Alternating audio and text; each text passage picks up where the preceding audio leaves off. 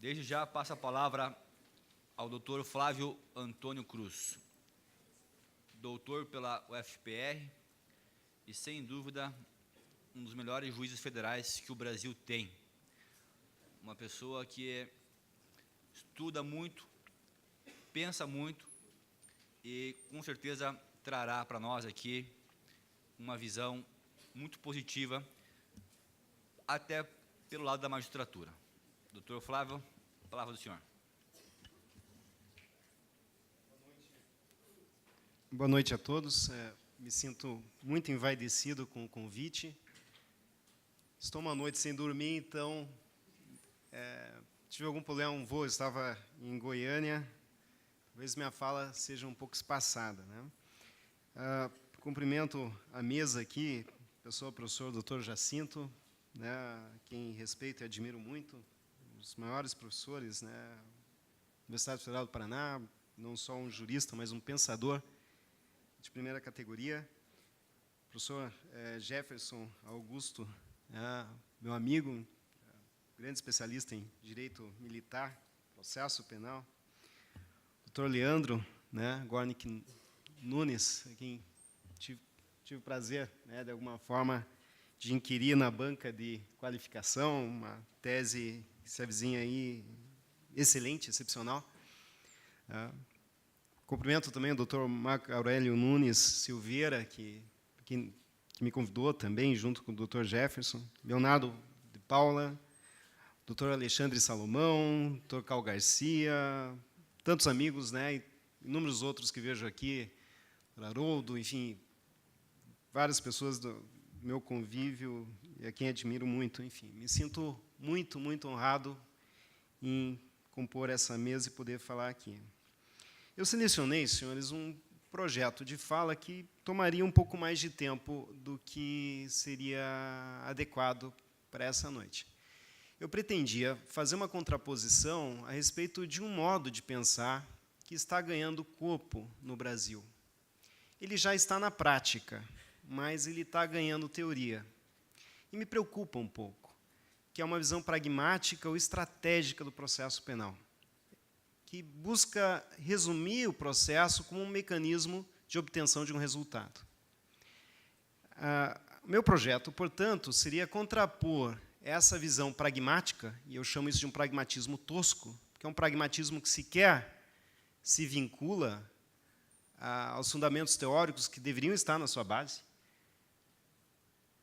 Pretendia, então, contrapor isso com uma ética kantiana, sobretudo com o texto de 1793, excepcional, de Kant, Teoria e Prática.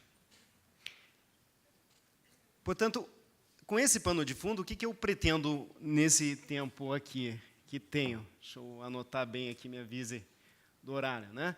Enfim, o que pretendo é tratar de algumas questões mais prosaicas do nosso cotidiano, da forma como eu, pessoalmente, tenho visto isso, mas, claro, as ideias não são minhas, eu só estou resgatando o que já está sendo discutido há muito tempo, e contrapor com essa visão de processo que vai ganhando corpo junto aos teóricos e também junto aos tribunais. E esse pragmatismo, ele nada mais é do que uma ferramenta para o juiz inquisidor. O juiz inquisidor gosta muito do pragmatismo, da ideia da praticidade, do eficientismo que foi mencionado antes, né? Eu vou, portanto, tratar inicialmente de alguns tópicos, eu vou mencionar alguns problemas e depois vou só fazer um exame muito breve de uma epistemologia pragmática que leva a uma visão cada vez mais presente no nosso cotidiano de um processo penal estratégico. Fui convidado a falar há algum tempo para uma reunião de defensores públicos na Bahia, e o tema central do congresso era a atuação da Defensoria Pública em tempos de processo penal estratégico. O que se discutia? A discussão era a seguinte: como que se atua diante de um processo em que cada caso pode virar um precedente? Os senhores notem, por exemplo, que a questão do tráfico privilegiado, a hediondez, né, para a nossa legislação, foi discutida num caso em que se acusava alguém do transporte de quase 1 tonelada de maconha. Então, havia talvez uma elevada probabilidade de que os juízes, diante desse caso, que pode ser tomado como grave por algumas pessoas, para mim, maconha deveria ser descriminalizada, como, de resto, todas as outras drogas, mas talvez esse não fosse um bom caso para se levantar essa lebre, porque o resultado disso poderia ser indesejado. Talvez a tese que viesse a prevalecer junto aos tribunais superiores fosse de que, de fato, é um crime hediondo. Isso gera sempre um dilema ético, né? Porque aquele acusado ele merece melhor defesa e que todas as teses cabíveis sejam sustentadas pelo seu advogado. Mas, num tempo em que as cortes caminham para um sistema de stare decisis, mas sem uma cultura de common law, uma cultura de reprodução de decisões alheias, que muitas vezes não tem nenhuma conexão com o caso concreto, essa perspectiva estratégica tem seu peso. E o advogado, o juiz, o promotor, talvez se encontrem diante do dilema do que pode ser sustentado numa decisão. Mas, senhores, será que essa visão estratégica do processo é compatível com o que se espera do devido processo?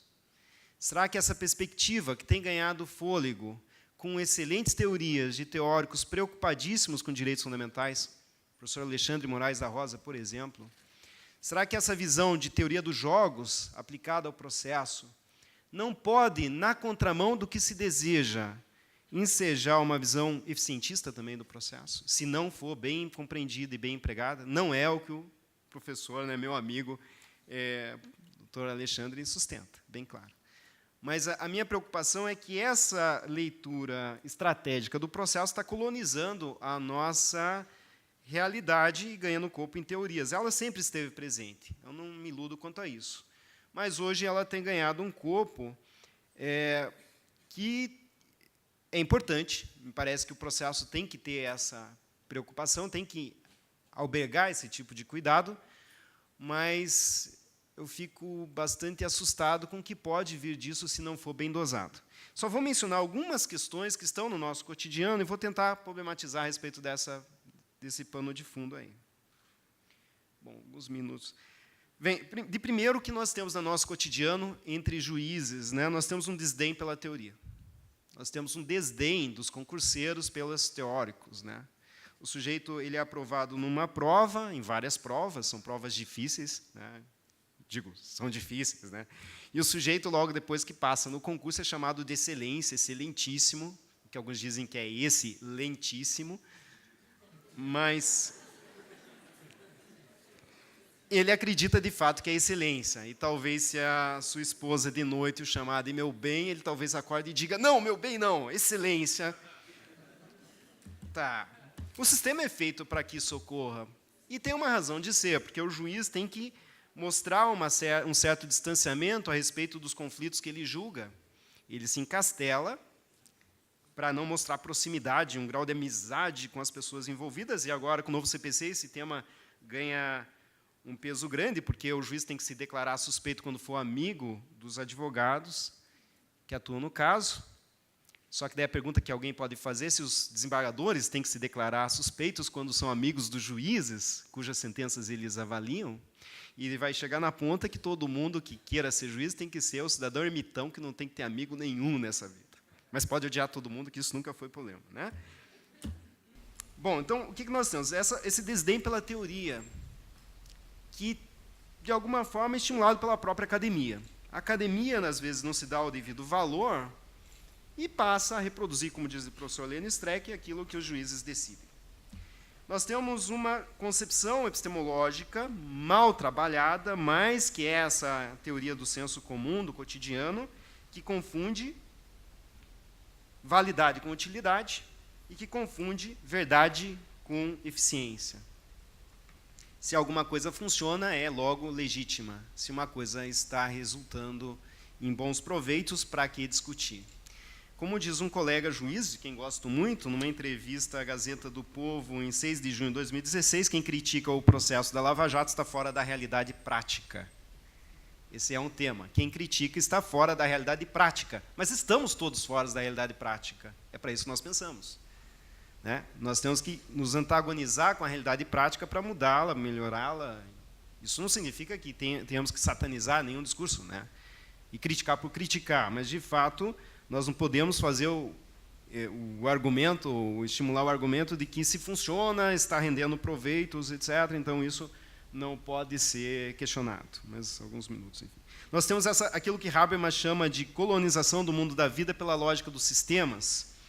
No processo penal, isso se traduz numa utilização cada vez mais frequente desses argumentos que já foram bem mencionados aqui da tribuna, de argumentos consequencialistas, que são argumentos contra libertatis. São argumentos assim, isso vai resultar no proveito. Eu sempre menciono isso em palestra, o que for. Eu tive pedido expresso do Ministério Público para decretação de prisão temporária para ofertar acordo de delação premiada.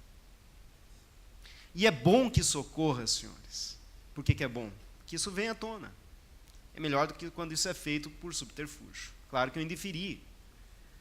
Mas, quando isso vem à tona, pelo menos a pessoa assume a finalidade do que se almeja. Né?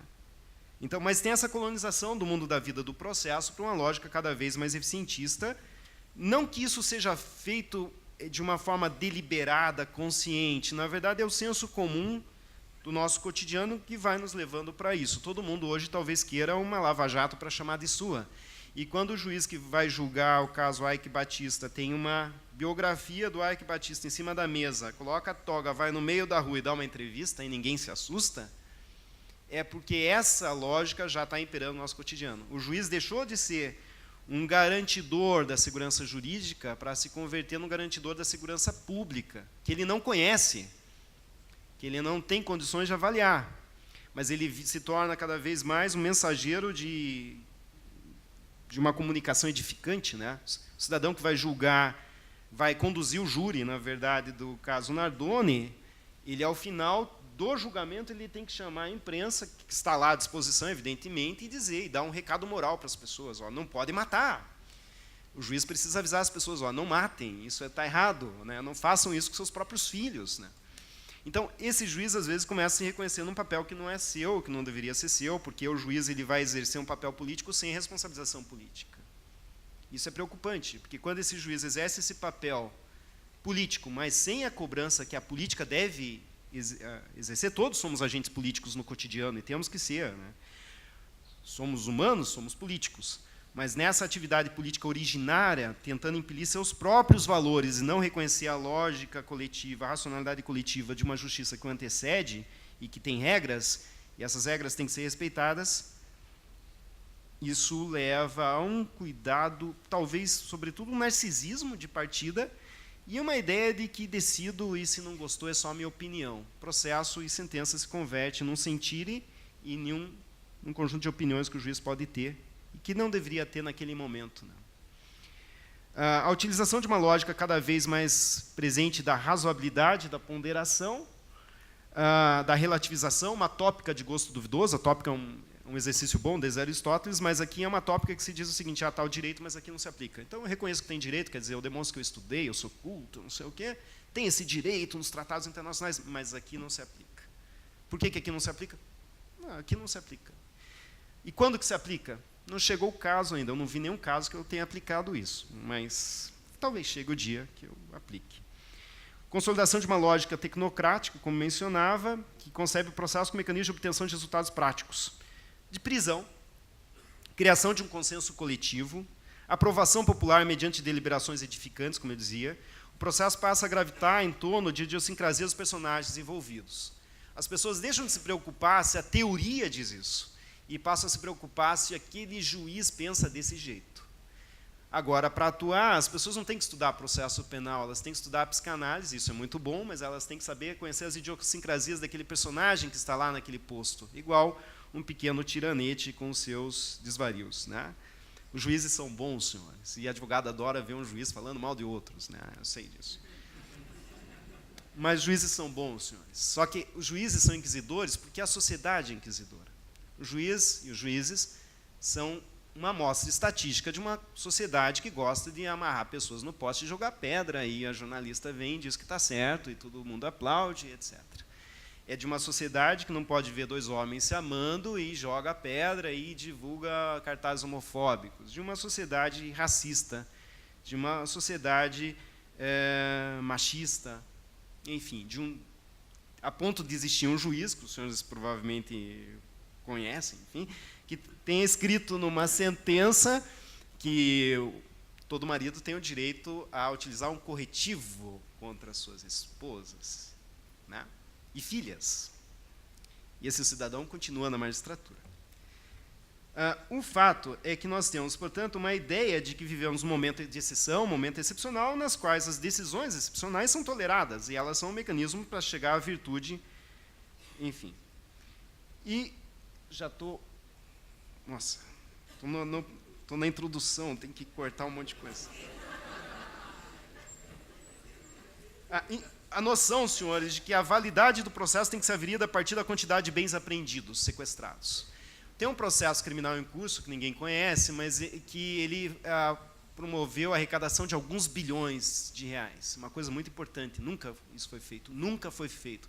E eu acho extremamente complicado para um advogado encontrar uma tese que não é nulidade do processo para explicar como que o seu cliente, que é um gerente, um funcionário público, tem 200 milhões numa conta. Deve ser muito difícil. Então, claro que aí a questão do processo é um tema central, sem dúvida, né? Agora, quando se pega, por outro lado, uma informação divulgada na Folha de São Paulo, que por conta desse processo, as obras custarão para o país 125 bilhões a mais, isso não entra na conta. Eu não estou dizendo com isso que o processo deva ser satanizado porque vai custar 125 bilhões a mais. Mas o que eu estou dizendo é que ele não pode ser legitimado pelo fato de ele ter arrecadado 11 bilhões, 20 bilhões, 100 bilhões, o que for. A validade do processo é que ele serve como mecanismo de tutela das nossas liberdades. Das nossas liberdades. Falar de liberdade alheia é sempre mais fácil porque a gente pode dispor dela, né? Mas é fácil ser austero com o bolso dos outros, né? É sempre assim, né? Então, reforma da Previdência. Primeira coisa é colocar todo mundo no balaio. Daí todo mundo não pode, mas de repente vai cortando, o juiz está fora já, ninguém vai mexer com isso, não vão mexer com os militares, de repente isso passa e pode ser aprovado. Não vai acontecer, espero, mas enfim. Nós temos essa contínua inversão de sinais que já foi mencionada aqui. Todas as leis que são feitas para reduzir encarceramento, elas incrementam o controle. Vivemos um tempo em que as pessoas que antes responderiam processos soltas, sem nenhum constrangimento estatal, sem nenhuma coação, sem nenhuma medida cautelar, devida às vezes, mas nem sempre, hoje terão que responder ao processo com algum tipo de controle. E numa reunião de juízes, num café, todo mundo discutindo a tornozeleira eletrônica, eu digo o seguinte, que ele tem que, às vezes, colocar uma plaquinha, cuidado, eu não penso assim, né? Mas eu sustento aquilo seguinte, por que não colocar um chip já na pessoa? Tem chip anti-sequestro desde 2008, uma coisinha barata que se coloca em cachorro, coloca no ser humano que está lá. Daí a pessoa diz, mas não pode fazer isso é fascista. Eu digo, não pode, é fascista. Qual é a diferença? Porque a tornozeleira se tira quando se quer, mas se tira quando se quer. Vejam, não defendo isso, obviamente. Né? Forças-tarefas, senhores, aqui de novo, todo esse mecanismo começa num determinado momento, mais alguns minutinhos, mas num determinado momento que tem a origem de toda essa forma de se ver o processo, que ninguém percebe, talvez, lá no seu nascedouro, que é dar um apelido bonitinho para uma operação, chamada Satyagraha, Castelo de Areia, o que for. Senhores, isso tem um apelo popular imenso. O processo de número 2007, 70.000, ninguém conhece. Satyagraha, todo mundo sabe o que é. Né? Então, aqui a utilização do Estado e os próprios mecanismos de Estado, enquanto mecanismos de governo, com utilização de uma publicidade para a autoafirmação. E o reconhecimento da Polícia Federal, que é um órgão excelente, que cumpre um papel muito importante, mas foi incrementado esse reconhecimento junto à população nesse tempo, com essa campanha, e os juízes federais absorvem hoje esse gostinho também por isso. Todo mundo hoje pode falar, sou juiz federal, daí todo mundo, você conhece aquele juiz lá, né? Pô, conheço, legal, bom. Então, nós temos invocação contínua da voz do povo, atuação judiciária em busca de respostas edificantes, como eu já dizia, incremento dos mecanismos de controle dessa matese de que fala Foucault nas Palavras e as Coisas. O juiz, hoje, do seu gabinete, consegue bloquear todo o patrimônio de alguém, veículo de alguém, saber o que o cara fala, com sigilo telemático, o que ele fala nos seus e-mails, o que ele fala no WhatsApp, com quem ele conversa, o que se faz, o que não se faz, etc. Né?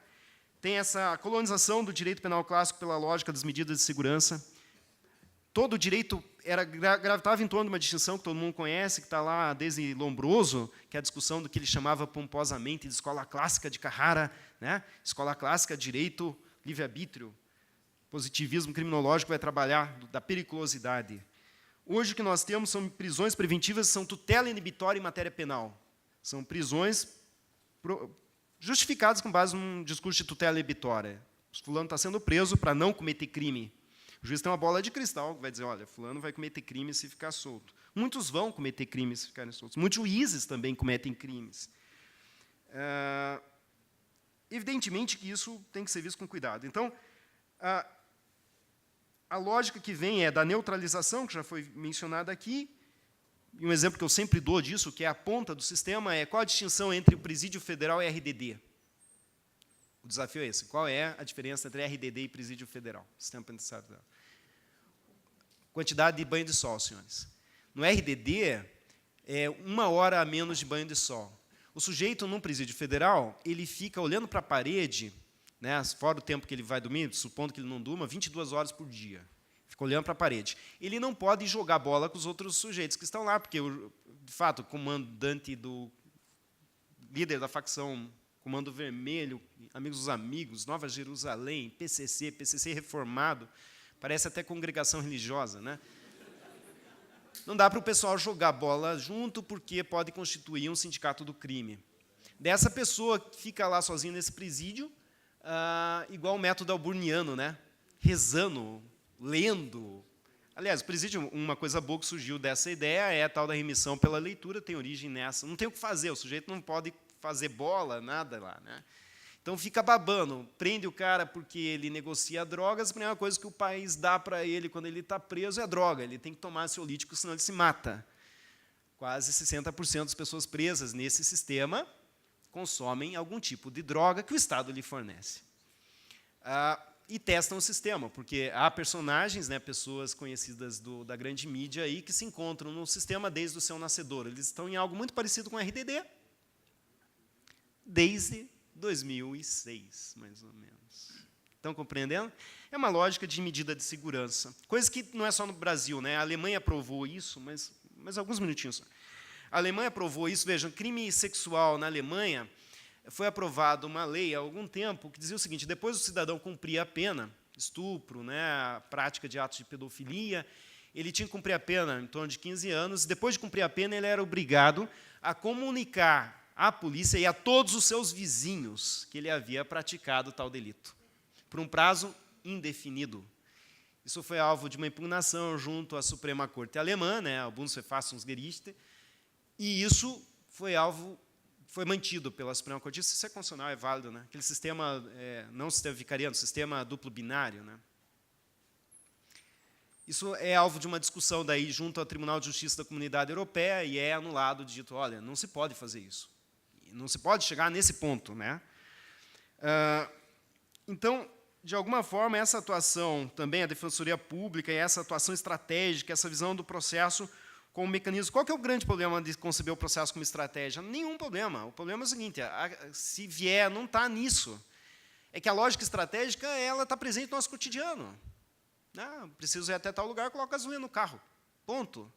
Só que a lógica estratégica tem o problema de não colocar em questão os valores que estão na sua base. Lá no fim, adequar meios a fins dados. Mas quais são os fins importantes? Então, essa que é a grande questão. Chega disso ir para... Não falei de pragmatismo, né? O grande ponto é que uma menção que é importante ter em conta, que já foi dito aqui, é que a história ensina que, quando são capturados pelo medo e pela vingança, as comunidades políticas reagem de um modo previsivelmente perturbador. Os mais vulneráveis são encaminhados à degola para sacrifícios seletivos, que a maioria provavelmente não aceitaria suportar se tais sacrifícios fossem distribuídos de uma forma uniforme, de um modo uniforme.